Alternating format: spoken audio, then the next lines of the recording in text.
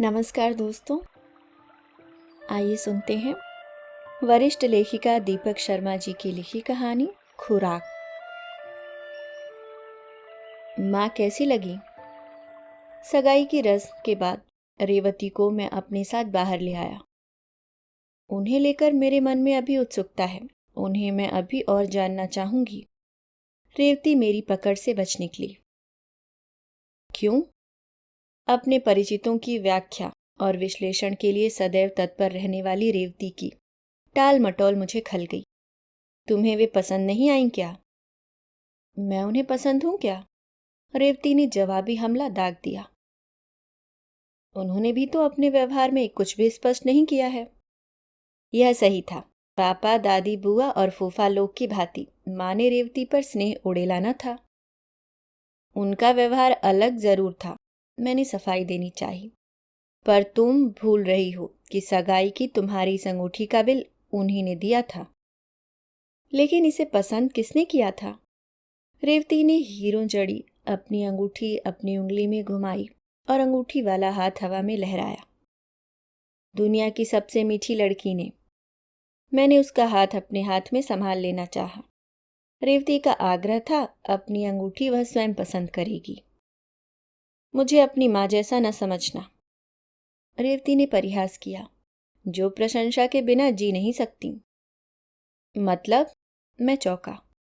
प्रशंसा का ऐसा लोभ मैंने आज तक किसी में नहीं देखा। मानो प्रशंसा ही उनकी खुराक हो। और आप सब लोग भी कैसे लोग हो? उनकी प्रशंसा शुरू करते हो तो बस प्रशंसा ही किए जाते हो। वे क्या इतनी विरली हैं? हाँ, विरली हैं वे। उन्होंने पापा के परिवार के लिए बहुत किया है।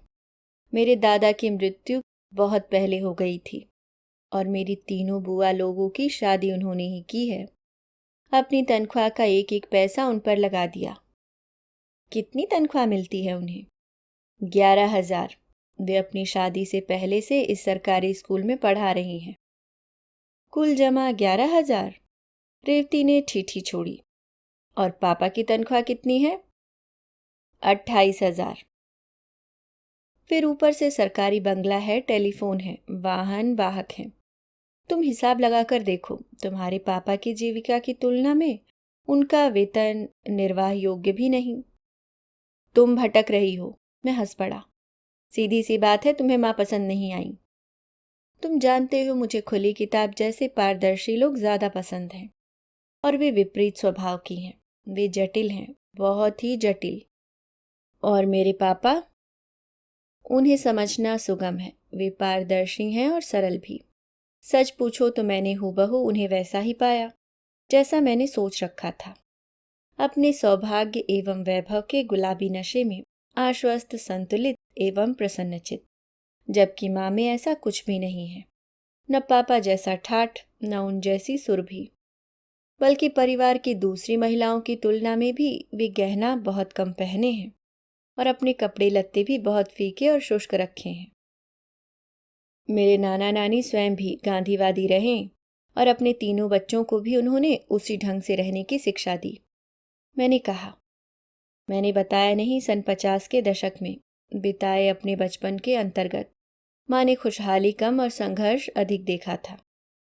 लाहौर में रहने वाले मेरे नाना पाकिस्तान बन जाने पर ही कस्बापुर आए रहे और साधन विहीनता के उस समय में मेरी नानी के सारे गहने क्या बिके। घर में फिर गहनों को प्रवेश पाने में कई साल लग गए। जब मेरे मामा लोग ब्याहे गए, माँ नहीं। असल में जिस स्कूल में माँ को दाखिला दिलाया गया था वहाँ गहना पहनने की मनाही रही थी और माँ के कान भी छिदवाए न गए थे। फिर नानी ने अपने हाथ में कभी सोने की एक चूड़ी भी जब नहीं पहनी तो माँ ने भी सादगी को अपना धर्म मान लिया था और गहनों का मोह सदैव के लिए त्याग दिया था। माँ को बता दो, उनका गांधीवाद मेरे साथ नहीं चलने वाला। रेवती ने बनावटी रोष जतलाया। कह दूंगा। मैंने उसकी पीठ घेर ली। आज ही कह दूंगा। बल्कि मेरे लिए तो माँ कुछ खरीदे ही नहीं। मुझी को रुपया पकड़ा दें और मैं अपना देख लूंगी। रात में जब परिवार की सभी महिलाएं बैठक में एकजुट हुईं तो मैं फूफा लोग और पापा के पास जा बैठा। लेकिन जैसे ही रेवती के लिए खरीदे जाने वाले सामान की बात मेरे कानों ने पकड़ी, मैं बैठक में लपक लिया। मैं तो उसे 7 साड़ी दूंगी और 4 सलवार सूट, माँ कह रही थी। रेवती की पसंद भी पूछनी चाहिए माँ, मैंने माँ को टोक दिया। बल्कि मैं तो कहता हूँ आप सारा रुपया मुझे पकड़ा दीजिए, मैं सब देख लूंगा। लड़का सही कह रहा है, छोटी बुआ हर्षित हुई। बल्कि हम तो कहेंगी हमारी साड़ी का रुपया भी हम ही को पकड़ा दिया जाए। मछली बुआ ने छोटी बुआ को चिकोटी काटी। हम बाजार जाएंगी और अपनी अपनी साड़ी पर हाथ रखेंगी और भाभी हमें वही खरीद देंगी। बल्कि मैं तो कहती हूँ, दादी उल्लासित हुई, घर में तमाम काम है, तुम तीनों बहनें ही क्यों ना सब ले लिवा आओ।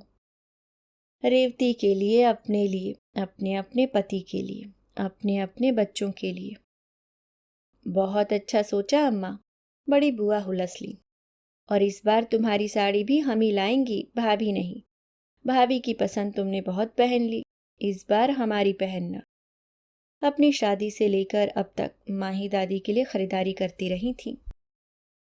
बढ़िया, दादी हंसी, बहुत बढ़िया।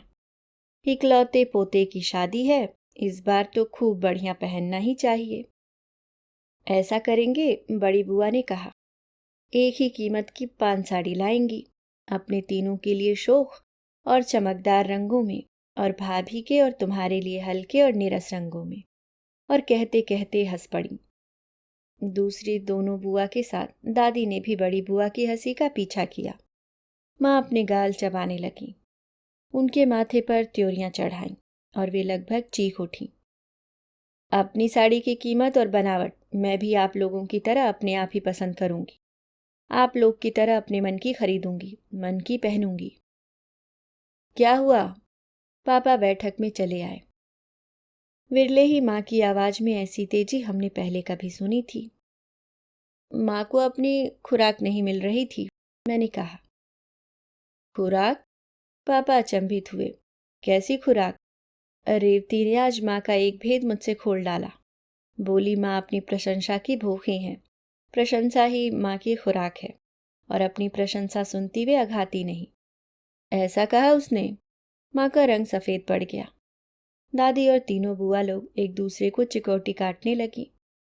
ईर्ष्या से ऐसे बोली वह। पापा माँ की बगल में आ बैठे। हम ही जानते हैं तुम्हारी माँ की जितनी भी प्रशंसा की जाए वह कम है, कम रहेगी। और मेरा दावा है वह लड़की जब इस घर में आएगी और तुम्हारी माँ का धीर देखेगी, तुम्हारी माँ का त्याग देखेगी, तुम्हारी माँ का संयम देखेगी, तो वह भी तुम्हारी माँ को सलामी देने लगेगी। मेरी तरह, तुम्हारी तरह, हम सबकी तरह। माँ की माथे की त्योरियां लोप होने लगीं। दांत गालों से हटकर तालू में आ जमे और आंखें बरस पड़ी, बिना चेतावनी दिए। हम तो मजाक कर रही थी भाभी। बड़ी बुआ ने माँ को अपने अंक में ले लिया।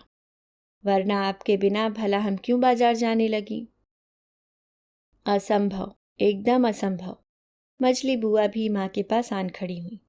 बाजार जाएंगी तो भाभी ही के साथ, वरना कतई नहीं।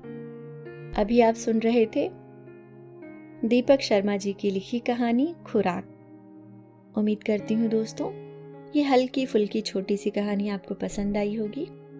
मिलती हूँ किसी और नई कहानी के साथ। तब तक के लिए मुस्कुराते रहिए। धन्यवाद।